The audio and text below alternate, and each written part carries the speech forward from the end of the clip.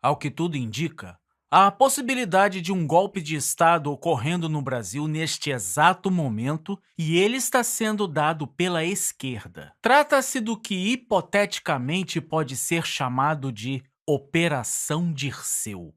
Este é o Visão Libertária, sua fonte de informações descentralizadas e distribuídas. Ajude a propagar as ideias de liberdade. Deixe o seu like e compartilhe com seus amigos. Um artigo seu pode virar vídeo aqui também, sabia? Esse artigo foi escrito por Ufa Ratza, revisado por Leafardo Leafaverso e será narrado por mim, Djalma Guedes. Os últimos anos não têm sido fáceis para a esquerda de forma geral, especialmente para a esquerda latino-americana. Todo o castelo de cartas construído pelo Foro de São Paulo durante décadas de tramas e conluios parece estar por um fio por todo o continente. Há algum tempo, a esquerda festejava a chamada Onda Rosa, também conhecida como a guinada latino-americana à esquerda, que prometia varrer o continente. Todavia, hoje vemos que aquilo que esperavam ser um tsunami não passou de uma marolinha. O retorno da esquerda ao poder conseguiu desagradar gregos e troianos, brasileiros, argentinos, norte-americanos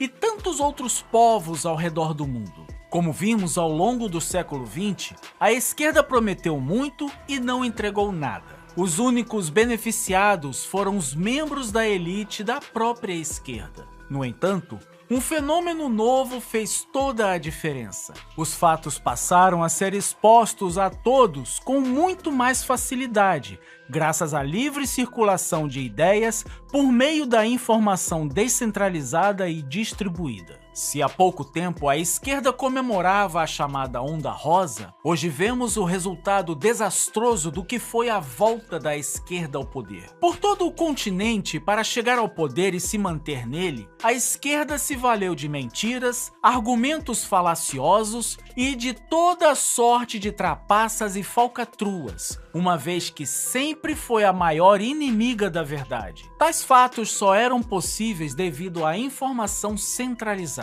Os membros de viés esquerdista da grande mídia, que só conseguem enganar quem realmente quer ser enganado, estão partindo para o tudo ou nada. A esquerda, em geral, está dando sucessivos golpes no continente, alguns implícitos, outros velados. De forma bastante resumida, pode-se dizer que a ditadura venezuelana começou a ganhar tração ainda na época de Hugo Chávez, quando o caudilho começou a aparelhar o judiciário com seus cupinchas. Em seguida, Maduro conseguiu manter o poder total através das interferências no Supremo Tribunal venezuelano e na Corte Eleitoral daquele país. Além disso, é preciso enfatizar que a ditadura venezuelana não apenas desarmou a população, como também cooptou as Forças Armadas e criou a Guarda Nacional Bolivariana. Vale lembrar também que ainda este ano na Bolívia ocorreu uma suposta tentativa de golpe contra o presidente esquerdista Luiz Arce.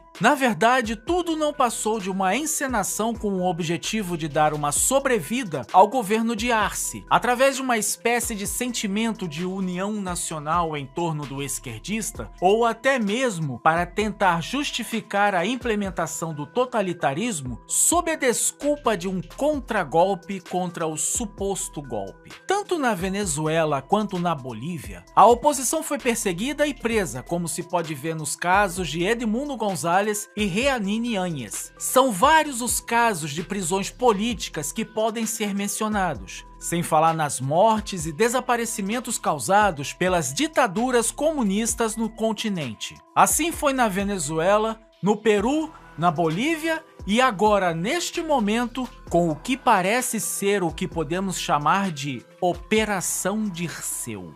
Faz algum tempo, a esquerda brasileira vem proferindo de forma reiterada sucessivas frases suspeitas e intrigantes. Dentre elas, destacam-se: é uma questão de tempo para tomarmos o poder. Vamos tomar o poder, o que é diferente de ganhar a eleição.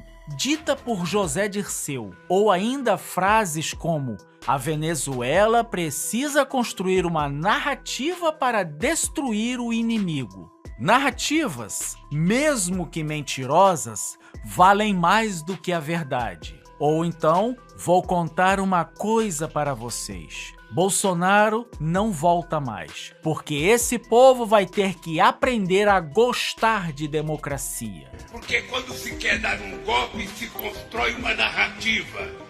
Todas elas ditas pelo Bebum de Garanhuns, que tem como estrategista José Dirceu. Cada vez mais, aquilo que só parecia a bravata da velha guarda decrépita do esquerdismo, igualmente decrépito e putrefato, parece ganhar contornos de realidade. Ao que tudo indica, parece que a esquerda brasileira decidiu que não daria o golpe à moda Pedro Castilho no Peru de forma explícita, uma vez que as consequências poderiam ser as mesmas. Caso resolvesse dar um golpe, provavelmente o Foro de São Paulo usaria uma tática velada, uma mistura entre o que foi feito na Venezuela e na Bolívia, valendo-se de elementos dos golpes ocorridos nos respectivos países. A princípio, pode-se imaginar que os golpistas fariam uma reunião secreta, exclusivamente entre os membros das instituições já capturadas pelo socialismo, com o intuito de avançar de forma rápida e categórica contra pessoas e instituições de oposição ou ainda não totalmente capturadas, como pode ter ocorrido na reunião secreta entre os poderes, realizada no dia do óbito do tal tio França. A reunião em questão pode ter concretizado a estratégia de agir em duas frentes. A primeira, com o intuito de atacar Bolsonaro diante da opinião pública nacional e internacional, com a ajuda da mídia, ainda durante a realização do G20.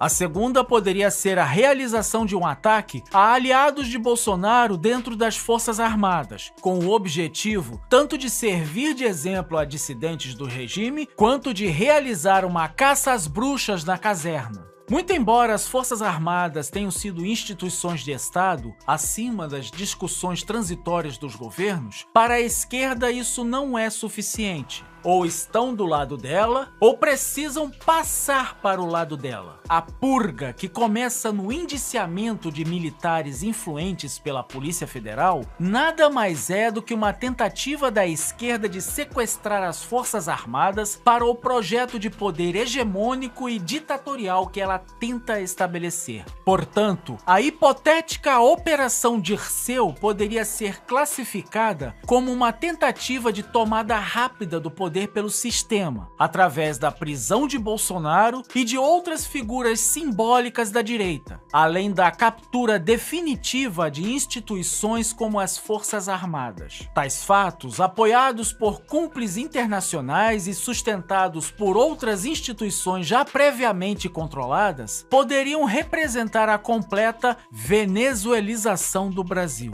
Cabe salientar que a Operação Dirceu, suposta tentativa de golpe de Estado de cunho lulopetista, em curso no momento, seria um verdadeiro tudo ou nada, um vai que cola que precisou ser colocado em prática às pressas, devido à conjuntura política nacional e internacional. Por um lado, no plano nacional, o lulopetismo vem de sucessivas derrotas, que já começaram para Lula ainda na eleição de 2022. Embora o Sacripanta tenha sido eleito presidente da República com uma margem apertada, também se elegeu junto com ele o Congresso mais conservador da história até agora, com uma larga vantagem. No plano nacional, Lula, o heresiarca líder da seita Petralha, e a turba de seguidores tiveram que amargar uma eleição municipal catastrófica para a esquerda neste ano de 2024.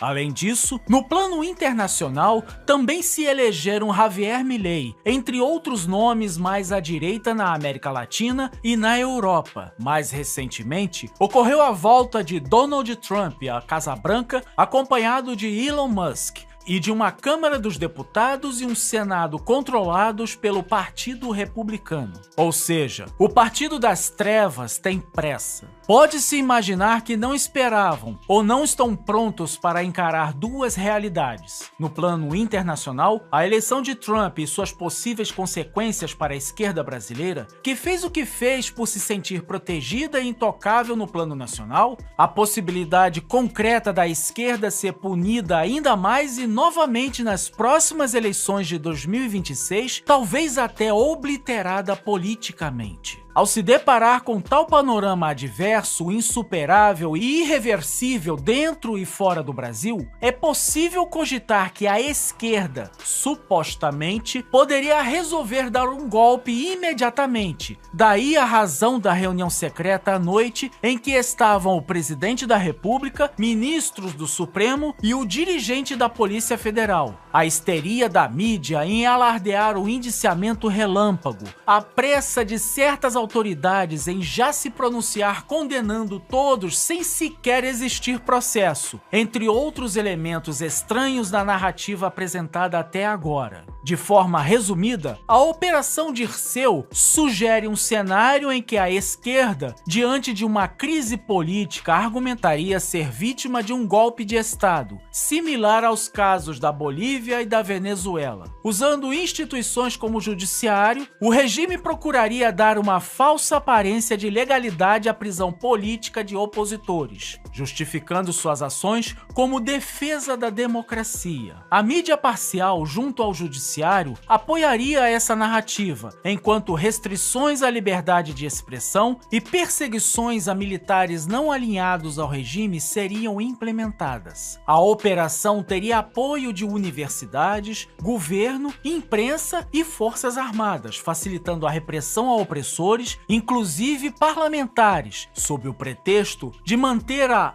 ordem democrática. Países como Venezuela, Cuba, China e Rússia apoiariam essas medidas e, caso houvesse resistência popular, interviriam militarmente para garantir o regime. Supondo que a hipotética Operação Dirceu se confirmasse, o passo seguinte seria o da ditadura socialista tornar o Brasil uma grande fazenda de escravos. Não se concretizando, afundaria ainda mais as instituições brasileiras, como o Poder Judiciário e a Polícia Federal, no limbo do abismo comum, onde restam arruinadas a credibilidade das universidades, dos meios de comunicação, da mídia tradicional esquerdista, das próprias Forças Armadas brasileiras, da CBF e da Seleção Brasileira, dos partidos esquerdistas e de tantas outras instituições que eram consideradas basilares no imaginário popular e já não são mais. A perseguição das instituições contra Bolsonaro e aliados não é meramente a perseguição do sistema contra um homem. Direta ou indiretamente, de forma proposital ou acidental, acaba rompendo o aspecto das disputas pessoais e termina mostrando a face mais demoníaca de um sistema que, não estando satisfeito em escravizar os brasileiros nos grilhões da pobreza proveniente do subdesenvolvimento econômico, parece, de forma escancarada, não medir esforços em vociferar de forma raivosa e espumante o ódio puro e concentrado que sente contra as opiniões e crenças de vários milhões de brasileiros que se colocam como conservadores ou de direita, ou simplesmente não votam e nem apoiam o pensamento marxista. Em todo caso, resta ainda a pergunta: o que restaria do Brasil quando tudo isso passasse? Em tal cenário hipotético, pode ser que quando a ditadura desmoronasse de vez, talvez o Brasil trilhasse o caminho de tantas outras tiranias comunistas, como a União Soviética, a Iugoslávia e a Tchecoslováquia, e simplesmente se desmanche no ar devido à ausência de aspectos como a ausência de um sentimento de união, de pátria, de justiça, de esperança no futuro do país. Vamos torcer para que toda essa especulação esteja completamente errada. Obrigado pela audiência. Esse é um canal colaborativo. Participe você também. Cadastre-se agora mesmo no nosso site visãolibertaria.com e envie seus artigos por lá. Nossos colaboradores recebem recompensas em Bitcoin. Inscreva-se no canal e clique no botão da campainha para ser avisado de novos vídeos. Até a próxima. E citando o lema da Inconfidência Mineira: liberdade, ainda que tardia.